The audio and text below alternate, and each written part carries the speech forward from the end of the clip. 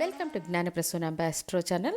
ఇవాళ వీడియోలో మనం తెలుసుకోబోయే విషయం బాధక స్థానాల ప్రభావం, ముందస్తు జాగ్రత్తలు అనే అంశం.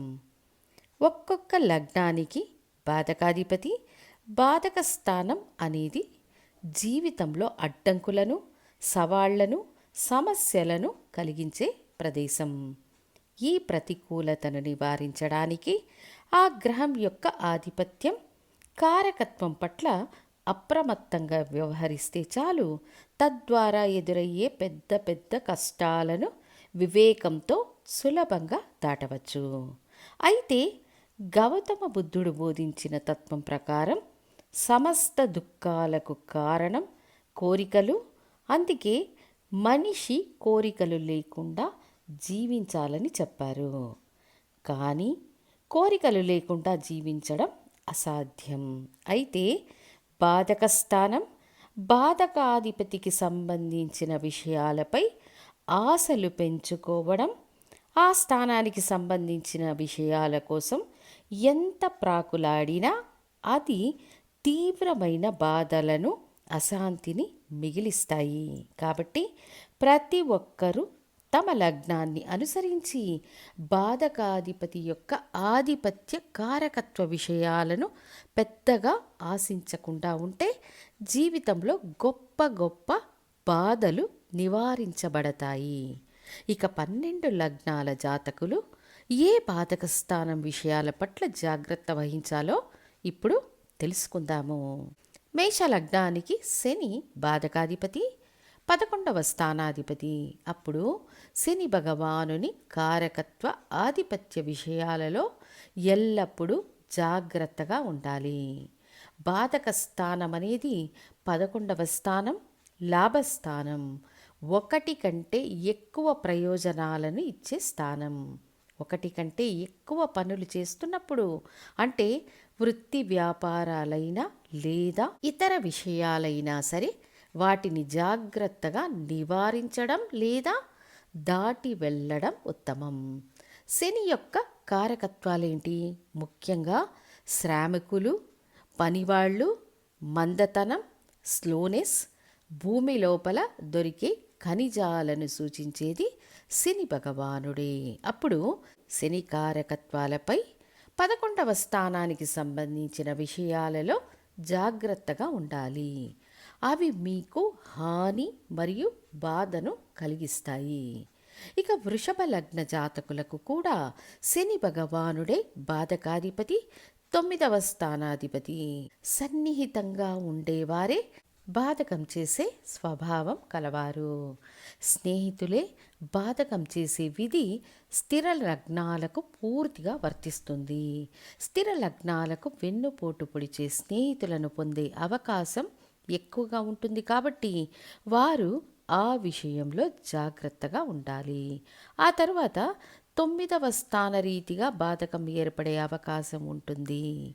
తండ్రి వర్గం ద్వారా ఏర్పడే చిక్కులు, వారసత్వ తగాదాలు, అదృష్ట అవకాశాలు, ఇలా 9వ స్థానం ద్వారా లభించే విషయాలపై ఎక్స్పెక్టేషన్స్ పెట్టుకోకుండా ఉండడం మరియు శని భగవానుని కారకత్వ రీతిగా అధిక అంచనాలు పెట్టుకోకుండా ఉండడం వల్ల బాధక స్థానం యొక్క ప్రతికూలతను తగ్గించుకోవచ్చు.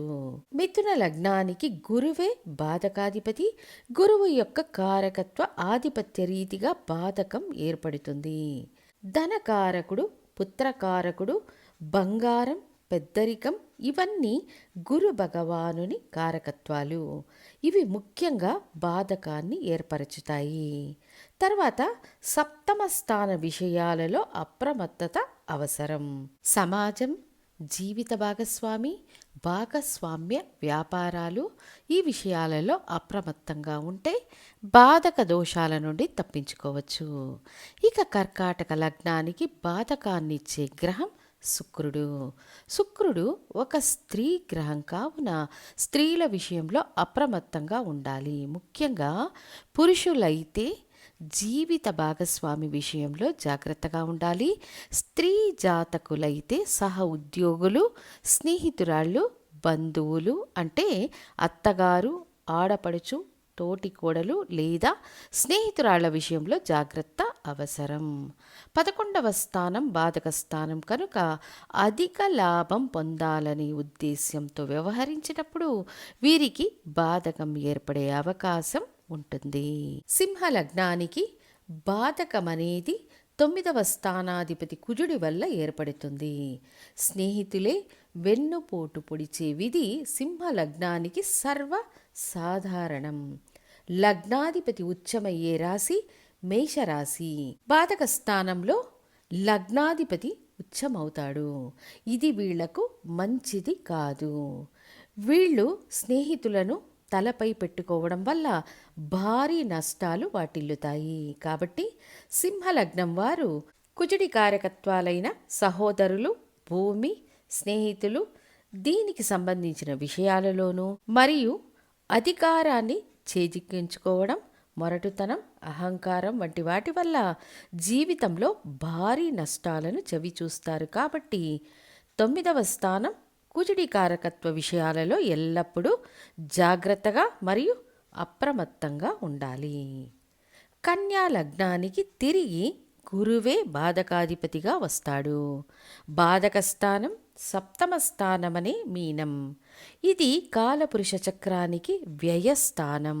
కన్ను మూసి తెరిచే లోపల భయంకరమైన వ్యయాన్ని కలిగించగల సామర్థ్యం ఉన్న గ్రహం గురువు.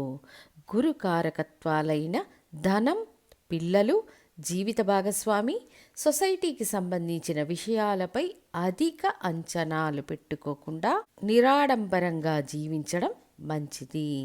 అంతేకాకుండా 4వ స్థానమనే సుఖస్థానం ద్వారా కూడా తీవ్ర బాధింపు ఏర్పడుతుంది. కాబట్టి ఇల్లు, వాహనం, ఆస్తి మొదలైన విషయాల్లో నిదానంగా జాగ్రత్తగా ఉండాలి. ఇక తులా లగ్నానికి బాధకాధిపతి రవి భగవానుడు. బాధక స్థానం 11వ స్థానం. ఒకటి కంటే ఎక్కువ పనులు చేసేప్పుడు 11వ స్థానం ప్రతికూలంగా మారుతుంది. కాబట్టి మరింత జాగ్రత్తగా ఉండాలి. రవి అంటే తండ్రి మరియు అధికారానికి చిహ్నం. ప్రభుత్వం, అధికార పదవులలో ఉన్నవారితో, ప్రభుత్వ ఉద్యోగాలలో ఉన్నవారితో అనుసరించి వెళ్ళాలి. రవి భగవానుని కారకత్వ ఆధిపత్య విషయాలలో జాగ్రత్తగా ఉండాలి.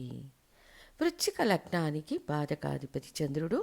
బాధక స్థానం 9వ స్థానం. ఈ లగ్నానికి సంబంధించినంత వరకు తల్లి వైపు బంధువులు లేదా అత్తగారితో విభేదాలు వచ్చే అవకాశం ఉంటుంది.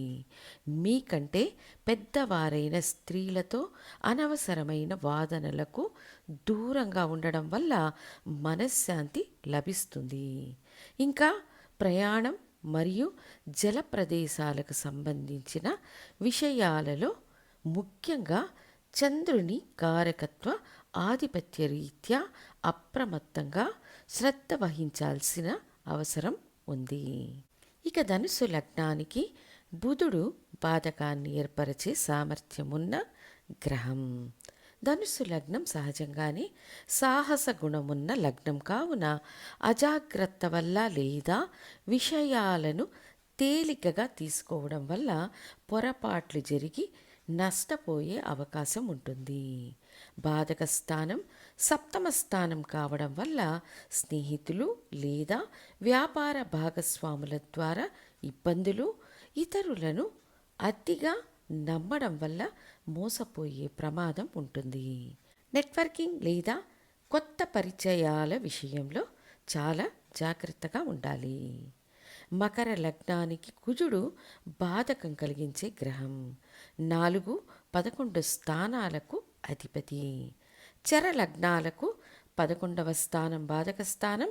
కుజుడు బాధకాధిపతి కావున తల్లి, భూమి, సుఖం, తోబుట్టువులు మరియు బంధువర్గం ఈ విషయాలలో బాధకం ఏర్పడుతుంది.